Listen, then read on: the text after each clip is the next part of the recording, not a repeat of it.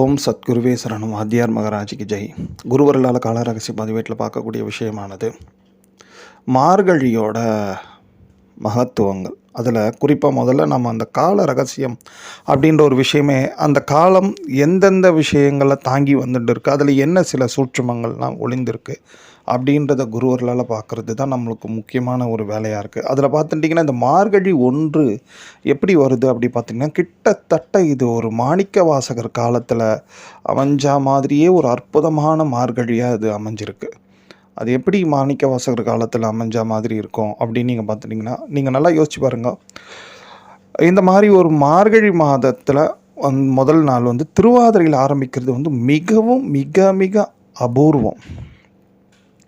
ஏன்னா ஒவ்வொரு தமிழ் மாதத்திற்கும் ஒவ்வொரு நட்சத்திரம் தான் தலைமையாக இருக்கும். கார்த்திகைக்குன்னா கிருத்திகை நட்சத்திரம், தை மாதம்னா பூச நட்சத்திரம். ஸோ அந்த மாதிரி மார்கழி மாதம்னா திருவாதிரை நட்சத்திரம் தான் இம்பார்ட்டண்டான ஒன்று, தலைமையான நட்சத்திரமாக இருக்கும். அந்த நட்சத்திரத்திலேயே உங்களுக்கு இந்த மாதிரி ஒரு மார்கழி நமக்கு கிடைக்கிறது மிகப்பெரிய விஷயம். அதில் நிறைய பேர் யோசிக்கலாம், அது இரவு கிட்டத்தட்ட மிருகசிரீஷத்தில் மிருகசிரீஷம் திருநட்சத்திரம் ஞாயிற்றுக்கிழமை இரவு இருக்கும் பொழுதே தனுர் மாதத்துக்கு சூரிய பகவான் பயிற்சி ஆகிடுவார் அப்படின்ட்டு யோசிக்கலாம். பட்டு சூரிய பகவான் இரவில் பயிற்சி ஆனாலும் நமக்கு தனுர் மாத பூஜை அப்படின்ட்டு சொல்லக்கூடிய மார்கழி மாத பூஜையானது திருவாதிரையில் தான் ஆரம்பிக்கும். அது மிகப்பெரிய அபூர்வமான ஒரு விஷயங்க. அது மட்டும் இல்லாமல் அது விடிஞ்ச உடனே திங்கட்கிழமையாக மலரும்.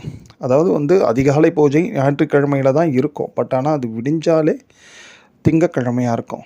அதுவும் திங்கள் திருவாதிரை இப்படி எல்லாமே முதல் நாள் மார்கழி 1ஆம் தேதி சேருவது மிக மிக அபூர்வமானது.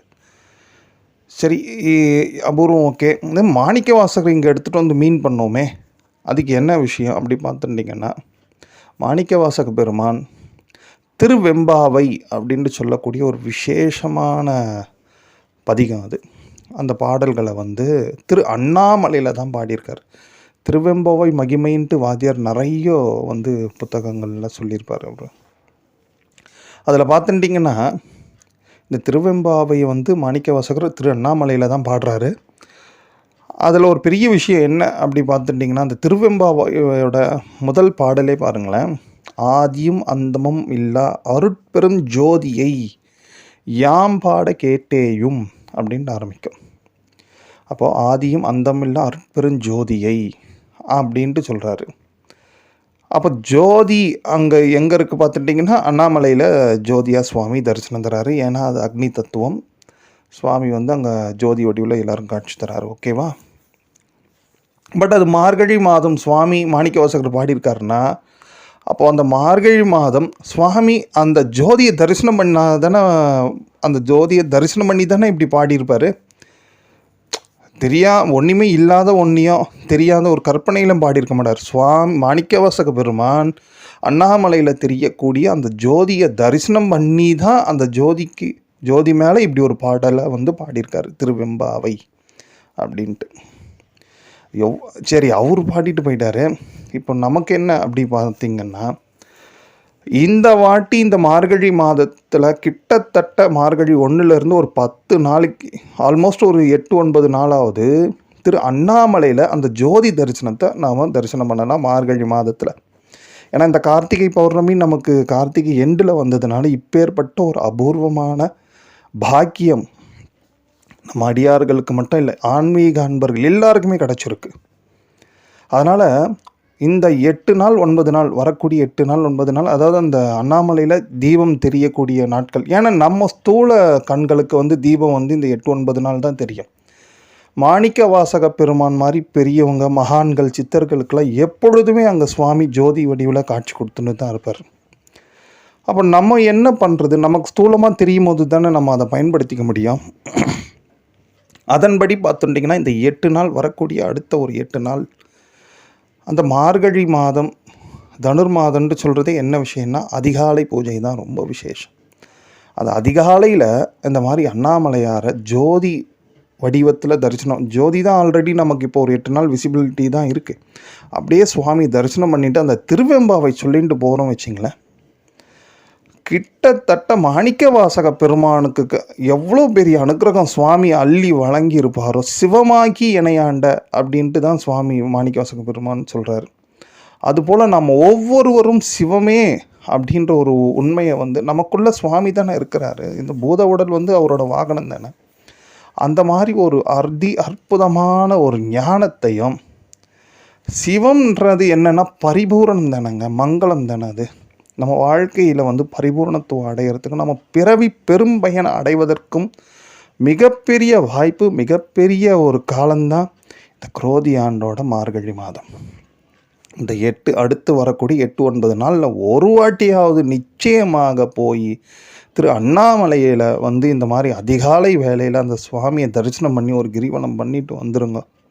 குறிப்பாக திருவெம்பாவை சொல்லிண்டே அதோட பலன்களை வந்து நிச்சயமாக வார்த்தையில் வடிக்கவே முடியாது, வர்ணிக்கவும் முடியாது. அப்பேற்பட்ட ஒரு பாக்கியம் இதெல்லாம் பிறவியில் ஒரு வாட்டி தாங்க நமக்கு அமையும். நீங்கள் ஒன்றும் சும்மா நெட்டில் போட்டு எதுலையா போட்டு ட்ரேஸ் பண்ணி பாருங்களேன். இந்த மாதிரியான ஒரு காலங்கள் இதுக்கு முன்னாடி இருந்திருக்கா பாருங்களேன். மோர் தென் 20-25 இயர்ஸ்க்கு முன்னாடி தான் இருக்கணும் மேபி. ஏன்னா அந்த அளவுக்கு வந்து நியர்பையில் இப்போ அடியன் சர்ச் பண்ண வரைக்கும் எங்கேயுமே காணாது. அதனால தான் சொல்கிறோம், இது பிறவிலே ஒரு வாட்டி வரக்கூடிய ஒரு அபூர்வமான நாட்கள் இதை வந்து நம்ம மிஸ் பண்ணவே கூடாது. யாருமே மிஸ் பண்ணக்கூடாது. முடிஞ்ச அளவுக்கு நிறைய உத்தமமான ஒரு அடியார்கள்லாம் இருப்பாங்க. அவங்களாம் என்ன பண்ணணுன்னா, இந்த மாதிரியான எத்தனையோ பாமரர்களுக்கு அவங்க போய் வர்றதுக்கான செலவுகள், திரு அண்ணாமலைக்கு போய் வரக்கூடிய செலவுகளெல்லாம் ஏற்றுண்டு பல இந்த மாதிரி ஆன்மாக்களை வந்து உய்வடைவதற்கு அவங்க ஒரு வழிகாட்டியாக இருக்கிறதும் மிகப்பெரிய பாக்கியங்க. ஸோ அதனால தான் இந்த மாதிரி ஒரு விசேஷம் உண்டு. இந்த மார்கழியில் திருவாதிரை கூடிய இந்த மாதிரி ஒரு நாட்கள் அமைவது, அதுலேயும் 8 நாள் நமக்கு தொடர்ந்து ஜோதி தரிசனத்தோடு அமைவது மிகவும் அபூர்வம், மிகவும் பெரிய விஷயம். சரி, இதோட திருவெம்பாவை பார்த்துட்டோம். மார்கழி மாதம் முழுக்கவே திருப்பாவையும் சொல்லணும். ஏன் அப்படி பார்த்துட்டிங்கன்னா, திருப்பாவை, ஆண்டாள் திருப்பாவையில் என்ன மகத்துவம் பார்த்திங்கன்னா, ஆண்டாள் திருப்பாவை ஓதும் இடத்துல வந்து நிச்சயமாக அமைதி நிலவும். எதுவுமே பெரிய சண்டை சச்சரவுலாம் ஒரு பெரிய அளவில் இருக்காது. வேணா இதை சொல்லிவிட்டு ஒரு சில வீட்டிலலாம் எப்பயுமே கணவன் மனைவினா ஒரு ஊடல் மோதல்லாம் இருக்கும். அதுவும் இருக்கக்கூடாதுன்னு நினைக்காதீங்க. மிகப்பெரிய ஒரு பெரிய போராட்டம், சண்டை சச்சரவுகள் நிச்சயமாக இருக்காது திருப்பாவை சொல்வதனால.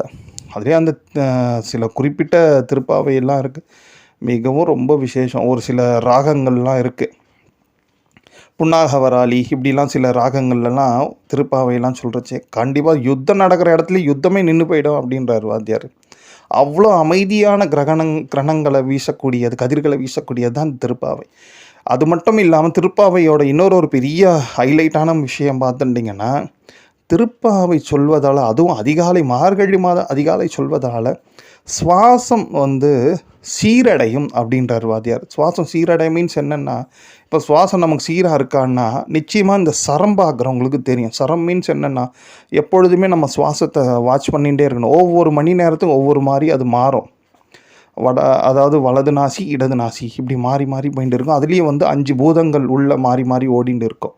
இதெல்லாம் அது பார்க்குறவங்களுக்கு தான். இதை பார்க்குறவங்க முக்காலத்தையும் அறிஞ்ச பெரியவங்களாக இருப்பாங்க. அவங்க நாளைக்கு என்ன நடக்க போகுது, நாளன்னைக்கு என்ன, இந்த காலம் என்ன பண்ண போகுது அப்படின்ற விஷயம் தெரிஞ்சிடும் அவங்களுக்கு.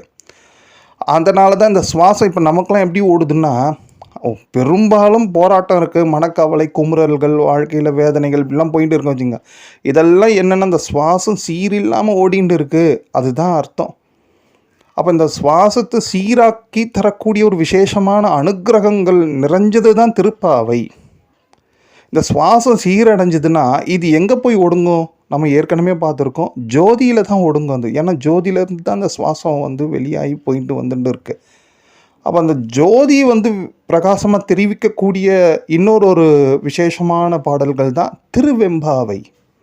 எப்படி வச்சுருக்காங்க பாருங்கள். அந்த காலத்துலேயே நம்ம பெரியவங்க அந்த மார்கழி மாதத்தில் அதிகாலையில் தான் வந்து இந்த சுவாசம் வந்து நல்லா சீரடைவதற்கு பிரபஞ்சமே நமக்கு ஒரு பெரிய வழி ஏற்படுத்தி கொடுத்துருக்கு. அந்த அதிகாலை வேளையில் ஓசோன்னு சொல்லக்கூடிய அந்த சுத்தமான காற்றுகள் கிடைக்கும்.